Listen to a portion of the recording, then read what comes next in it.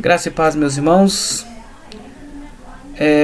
Meus irmãos, nesta ocasião, nós vamos finalizar, portanto, o nosso curso de Teologia Bíblica do Novo Testamento.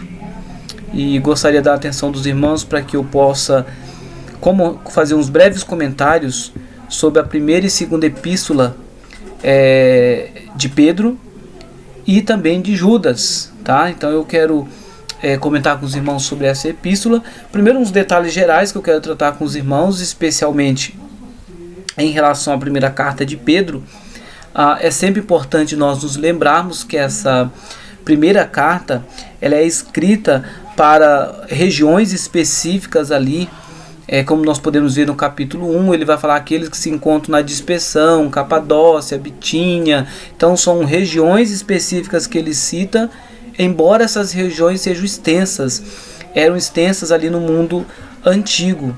E as circunstâncias, também nós sabemos que, pelo panorama do Novo Testamento, que vocês já tiveram, vocês sabem muito bem que as circunstâncias era que os cristãos eles estavam sofrendo ataques, e esses ataques causavam a eles grandes sofrimentos.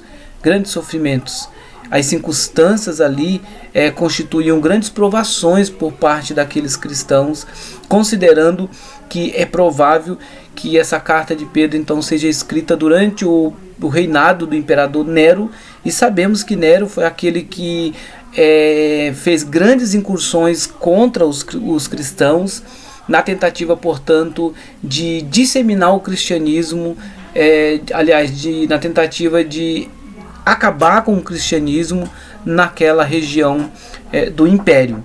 Então veja, isso é importante nós entendermos, e o uso que Pedro faz do verbo sofrer e a quantidade de vezes que ele faz o uso também aponta justamente para esse contexto de grande sofrimento.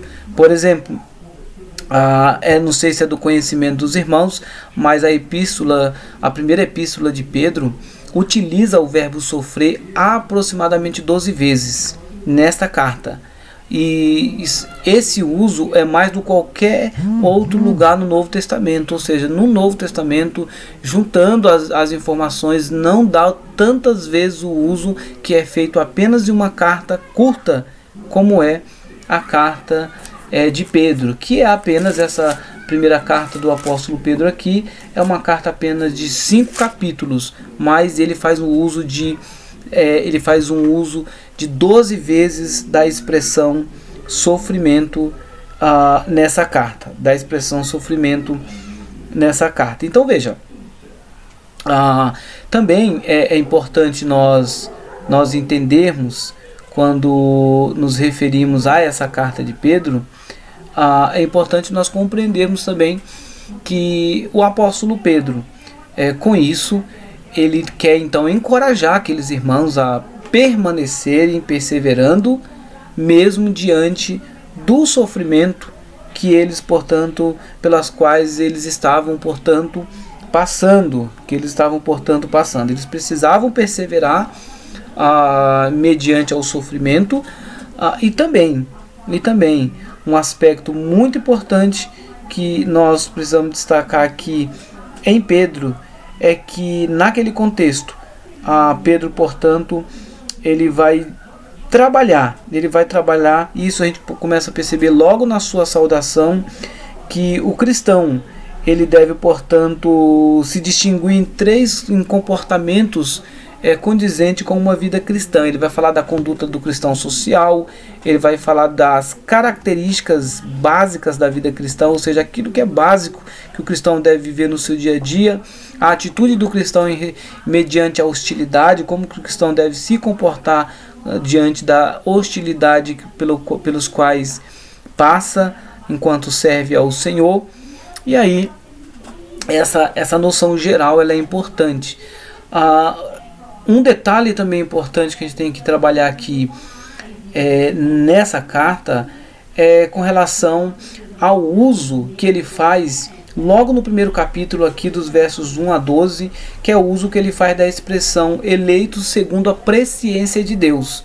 Veja, Essa é a primeira parte da narrativa, que eu chamo de narrativa teológica, e é importante lembrar que quando eu me refiro à narrativa teológica e temas teológicos, eu estou trabalhando na ideia de que narrativa é os temas que são recorrentes em toda a carta, e temas teológicos é aquele que é tratado em um ponto específico. Então ele está narrando a teologia, e um dos aspectos que ele fala é justamente aqui o uso que ele faz o uso que ele faz da expressão aqui, eleito segundo a presciência de Deus. E precisamos compreender, meus irmãos, que esse uso é um modo de dizer que o Senhor, ele tomou a iniciativa de trazer a igreja para a existência, através da santificação que é forjada pelo Espírito Santo, que molda o caráter do Filho de Deus, a fim de que esse Filho ele seja apropriado para fazer parte do povo de Deus. Então a ideia de presciência, ela está relacionada justamente ao fato de Deus tomar a iniciativa, não no sentido de que tomar a iniciativa porque ele previu alguma coisa de boa, de importante, como muitos têm enfatizado por aí. A ideia de presciência não é essa, mas aqui em Pedro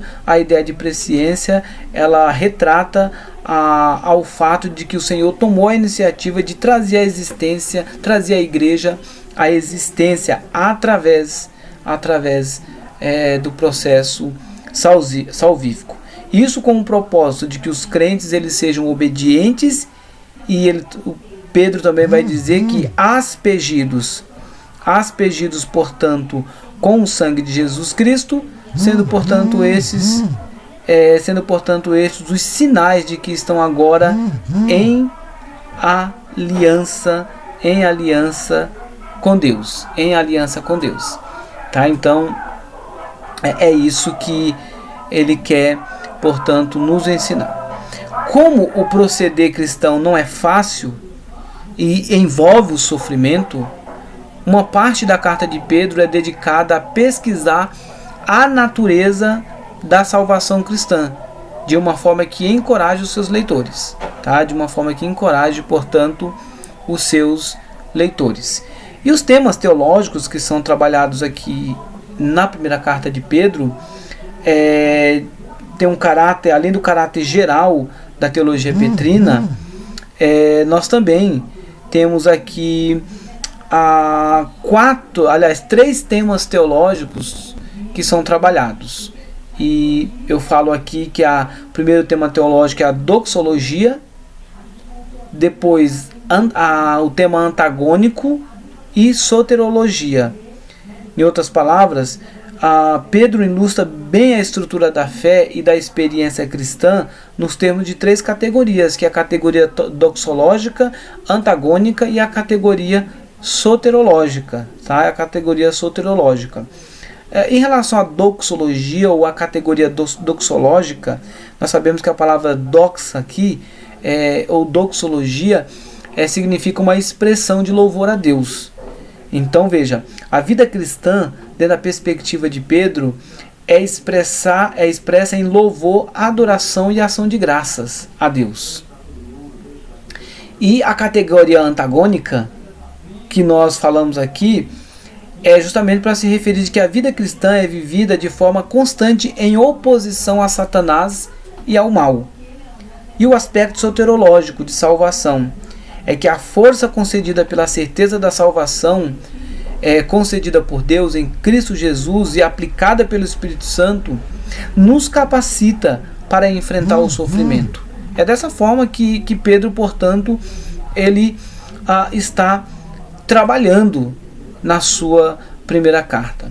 Pedro, meus irmãos, recebe grande influência do Antigo Testamento. É dado uma considerável importância aqui à palavra de Deus, escrita e anunciada como meio pela qual Deus salva e fortalece o seu povo. Pedro vai falar justamente isso. Ele vai, no capítulo 1, ele vai falar sobre isso, versos 23 a 25. Aqui nós temos a principal declaração do Novo Testamento a respeito do caráter profético e da permanente relevância do Antigo Testamento. Temos extensas citações do Antigo Testamento que aparecem de vários modos aqui. Uma das formas que nós vemos de citações do apóstolo Pedro referente ao Antigo Testamento é usado para explicar quem é Jesus e o que ele faz. Temos o uso pleno de Isaías 53, quando Pedro faz uma relação do nosso sofrimento e o sofrimento de Cristo por nós.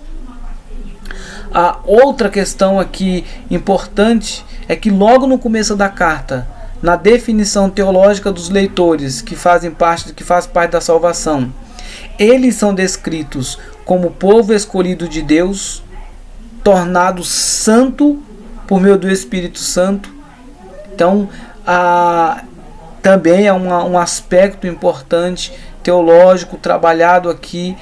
Um terceiro aspecto teológico aqui, alguns estudiosos sugerem que certas seções da carta usam parte do Antigo Testamento como fio condutor, o que de fato é evidente no uso de Isaías 53, como eu citei, também na menção do Salmo 34, em 1 Pedro 3 e Levítico 1, em 1 Pedro 1, verso 2, quando ele fala aqui no 1 verso 2, ele vai dizer o seguinte: eleito segundo a presciência de Deus em santificação do Espírito para obediência e a aspersão do sangue de Jesus. Nós sabemos muito bem que a ideia da aspersão do sangue aqui, ele está se referindo é uma referência à questão da lei cerimonial, do processo cerimonialístico ali em Levítico. Então veja, ele cita vários momentos do Antigo Testamento para dizer que tudo isso se cumpre na pessoa de Jesus Cristo. Outro aspecto importante em 1 Pedro é o significado de Jesus Cristo. A pessoa de Jesus é de importância central, particularmente em seu papel como servo sofredor, que morreu para resgatar os leitores, mas também como Senhor, ressuscitado e exaltado, que será revelado na glória. Outro tema teológico tratado aqui em 1 Pedro é justamente a igreja como povo de Deus. Veja, a experiência da salvação na perspectiva de Pedro, a experiência da salvação atual fornece a base e a motivação para o novo comportamento dos crentes. Veja, ele vai dizer que ela também congrega os fiéis como povo de Deus. Pedro dá como certo o fato de que os crentes coletivamente formam o povo de Deus. Embora Pedro não utilize a expressão eclésia ou eclesia, ele não usa a expressão igreja. Tá? Ele não usa o termo igreja ou eclesia.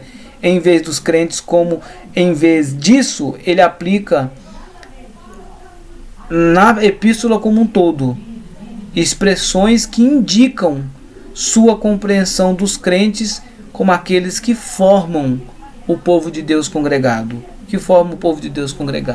E aí alguns textos vão nos dar justamente esse entendimento. Por exemplo, lá no capítulo 4, verso 17, ele vai nos falar que o povo de Deus formam a casa de Deus. Capítulo 5, verso 2, ele vai dizer que o povo de Deus é o rebanho.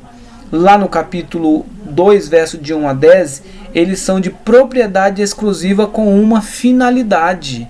Então ele vai falando do povo no sentido de congregados, no sentido de igreja, mesmo não utilizando o termo igreja.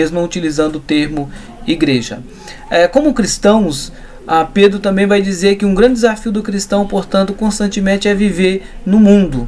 Tá? Então veja, como cristãos devem viver no mundo, apesar da hostilidade que sofrem por parte de alguns não cristãos.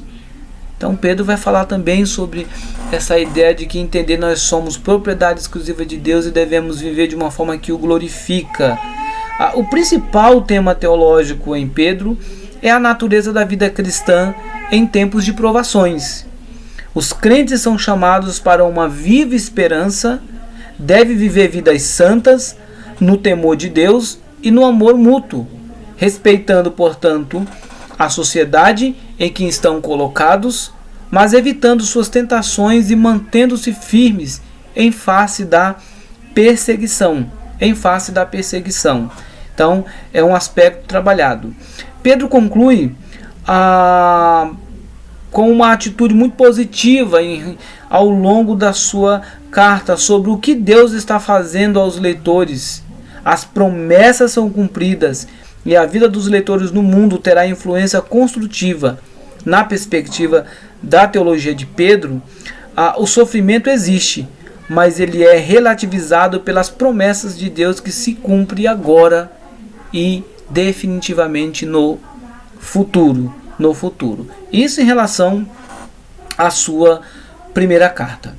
No que diz respeito à segunda carta do apóstolo Pedro, nós falamos que nessa carta há mais teologia do que poderíamos esperar de uma carta tão breve, tão pequena, que é a segunda carta de Pedro. Se você observar, a carta contém apenas 3 capítulos, mas há teologia nessa carta, que nós vamos perceber que há de uma forma substancial aqui nessa segunda carta de Pedro. E aí eu quero destacar brevemente esses temas teológicos que Pedro vai levantar na sua segunda carta. O primeiro dele é o tema que ele levanta de Jesus como Salvador. Pedro, logo no início de sua segunda carta, descreve seus leitores como os que receberam a fé pela ou na justiça de nosso Deus e Salvador Jesus Cristo. O outro tema teológico trabalhado em Pedro é justamente em relação à fé.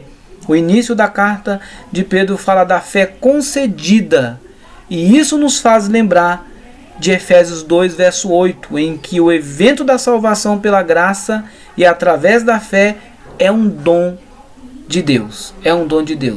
Outro aspecto importante a ser compreendido nessa segunda carta do apóstolo Pedro é justamente o tema conhecimento. E aí eu acho algo tão assim importante nessa carta, no que diz respeito ao conhecimento, é que Pedro vai dizer que o conhecimento, portanto, é o meio que Deus utilizou para a salvação. E aí a gente pergunta, como assim? O meio que Deus utilizou para a salvação. Veja, quando Pedro pede aos leitores que acrescentem à sua fé várias qualidades, o conhecimento, ou gnosis em grego, vem em segundo na sua lista. O conhecimento, portanto, sendo o meio pela qual a salvação é alcançada, ou seja, nós tomamos conhecimento da obra de Cristo nós tomamos ciência da obra de Cristo ao conhecermos a palavra de Deus. O conhecimento da palavra de Deus vai causar em nós, portanto, essa fé. Deus vai dar por meio do conhecimento da sua palavra essa fé para que nós então pudéssemos então crer na obra de Jesus Cristo. É nesse sentido, portanto, que o conhecimento é o meio pelo qual a salvação é alcançada.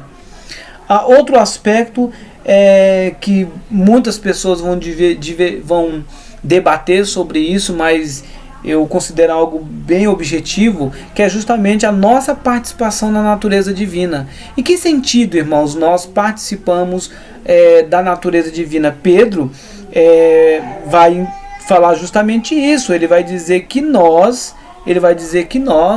participaremos da natureza divina. E aí é interessante entender que essa frase, participante da natureza divina, ela diz respeito à questão do futuro. Quando é uma questão escatológica, no sentido de que nós teremos uma natureza incorruptível quando estivermos com nossos corpos glorificados juntamente com Cristo. Não é que aqui nós vamos ter uma natureza divina, mas ele aponta para algo futuro, lembrando que Pedro está trabalhando de promessa e cumprimento. Então ele está falando de aspectos futuros que nós teremos na eternidade. O tema central, sem dúvida, da mensagem teológica de Pedro é justamente a perseverança e o crescimento espiritual dos leitores em sua fé em Cristo. Agindo assim, na perspectiva de Pedro, na sua segunda carta, eles vão evitar os perigos do falso ensino, que conduz à imoralidade, ao ceticismo, e eles manterão uma esperança viva no nosso Salvador Jesus Cristo. Essa é a ideia de Pedro. Por fim, em relação à questão de Judas, muitas pessoas estudiosas vão dizer que Judas é uma das cartas, infelizmente, mais prejudicadas no decorrer da história. Pouco se escreve sobre Judas. Mas Judas, ele é rico em ensinamento. Judas, ele é rico em ensino doutrinário para a igreja cristã. Então veja, Judas escreveu para tratar dos problemas ali causados pelas pessoas ímpias na igreja e lembrar a seus leitores que deve firmeza ao evangelho apostólico. Vários comentaristas vão defender, por exemplo, que os versos 20 a 23 apresenta o objetivo da epístola, enquanto o verso 3 resume o tema central. O tema central de Judas. Então vamos ler só para nós termos ciência. O verso 3 vai dizer: Amados, quando empregava toda a diligência em escrever-vos acerca da nossa comum salvação, foi que me senti obrigada a corresponder-me convosco, exortando-vos a batalhardes diligentemente pela fé que uma vez por todas foi entregue aos santos. Então ele vai falar aqui do tema. O tema que é batalhar pela fé evangélica. A batalha pela fé evangélica. Os versos 23, que é o objetivo, 20 e 23. Vós, porém, amados, edificando-vos na vossa fé santíssima, orando no Espírito Santo, guardai-vos no amor de Deus, esperando a misericórdia do nosso Senhor Jesus Cristo para a vida eterna. E compadecei-vos de alguns que estão na dúvida. Salvai-vos, arrebatando-os do fogo. Quanto a outros, sede também compassivos, em temor, detestando até a roupa contaminada pela carne. Então, vejam, meus irmãos, que nós temos aqui versos 20 a 23, temos aqui o objetivo, e o verso 3 nós temos um resumo do tema, central. E aí nós temos a narrativa teológica, os temas que são trabalhados aqui nessa carta. A saudação inicial e a doxologia final, que é uma expressão de louvor a Deus. Essa saudação de abertura enfatiza que os leitores, portanto, são objeto do amor de Deus. Assim moram e são guardados em Jesus Cristo. Segundo, o perigo causado pelo falso ensino, versos de 3 a 16, respondendo aos falsos mestres, versos 17, 19, 22 e 23, perseverando na fé, verso 20 e 21.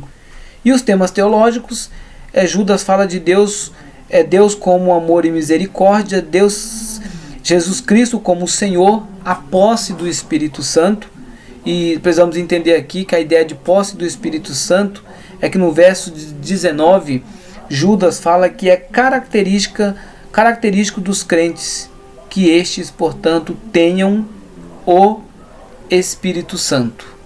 Outro aspecto é pecado e juízo. No verso 3, Judas faz uma rigorosa divisão entre pecadores e santos. E aí precisamos entender pecadores aqui, ele está se referindo aos ímpios, e os santos, ele está se referindo àqueles que são salvos em Cristo. Olha o que ele vai dizer. Empregava toda a diligência, verso 3, escreveu acerca da nossa comum salvação, foi que me senti obrigado a corresponder-me convosco, exortando-os a batalhar diligentemente pela fé que uma vez por todas foi entregue aos santos. Então, aos santos aqui, ele está falando dos crentes, daqueles que creem em Jesus Cristo, Outro tema é salvação, que ele vai falar. Os leitores são descritos como os chamados, logo no verso de número ele vai dizer isso, Judas, servo de Jesus Cristo, e irmão Tiago, aos chamados, amados em Deus Pai e guardados em Jesus Cristo. Então, Judas está dizendo que está escrevendo para os cristãos, para aqueles que foram chamados. E as escrituras, outra questão aqui é as escrituras e outras fontes, porque há um momento aqui em Judas que ele vai fazer a citação, ele vai fazer uma citação de 1 Enoque. E aí muitas pessoas vão debater, mas como que pode? Judas ele está utilizando um livro apócrifo. Como que ele utilizou de um livro apócrifo na sua carta? Bom, a gente precisa entender que até aquele momento o cano não estava fechado. Para quem não sabe o que é o cano, a Bíblia ela estava em processo de fechamento ainda, tá? A Bíblia ainda não estava fechada, então não havia ainda o que nós temos hoje, uma Bíblia completa, nós não tínhamos. Então não há razão de dizer que Judas fez uso de uma fonte indevida, não. Até porque também os livros apócrifos, Macabeus, Enoque, são livros históricos. E do ponto de vista da história, eles têm grandes informações que podem nos ajudar muito. Não são inspirados, mas eles são livros históricos, tá bom? Então Judas utilizou de 1 Enoque, mas devemos lembrar que naquele período ainda, esse período aqui ainda a Bíblia não estava fechada, não estava completa no sentido como nós temos hoje. Estava num processo. Muito tempo depois é que foi fechada, tá? Que foi fechada. Por fim, Judas vai falar da congregação em sua vida. Judas afirma que o papel de resgatar os pecadores é de responsabilidade da congregação inteira e não só dos seus líderes. Ou seja, na perspectiva de Judas, a igreja tem a responsabilidade de resgatar os pecadores no sentido de proclamar a salvação. E essa responsabilidade não é dada apenas para os líderes da igreja, mas sim para a comunidade como um todo, para a comunidade como um todo. E é isso, meus irmãos. Nós finalizamos, portanto, aqui a nossa aula, e o desejo é que os irmãos de fato tenham aprendido bastante da teologia do Novo Testamento durante todas essas aulas que nós tivemos. É importante que vocês façam revisão dos slides para que vocês possam aprender cada vez gravar as informações passadas em áudio, em aula, em vídeo aula, mas a leitura posterior também vai fazer com que essas informações fiquem mais fixadas na mente de vocês. E o nosso desejo com isso é que, tendo essa visão teológica geral do Novo Testamento, vocês possam utilizar com mais propriedade à medida que vocês estudam a palavra de Deus, especialmente estudam o Novo Testamento, tá? Estudo o Novo Testamento. Finalizando aqui, portanto,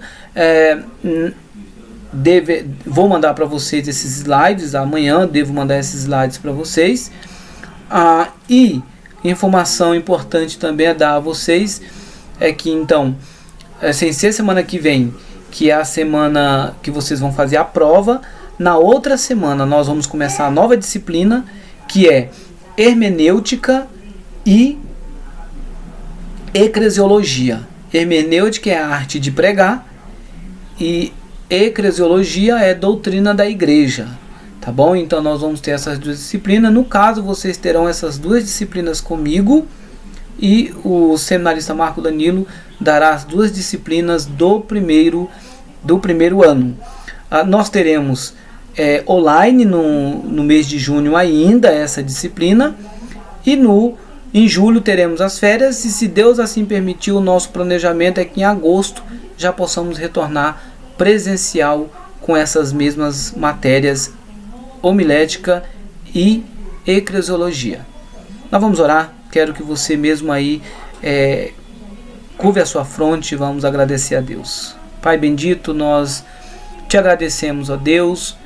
Sabemos que foi uma experiência nova estudarmos, ó Pai, nesse sistema EAD, mas também sabemos, ó Deus, que tivemos oportunidade de aprender, ó Pai, acerca de verdades que envolvem a Tua Palavra, e que mesmo, ó Pai, à distância, esse conteúdo não foi prejudicado.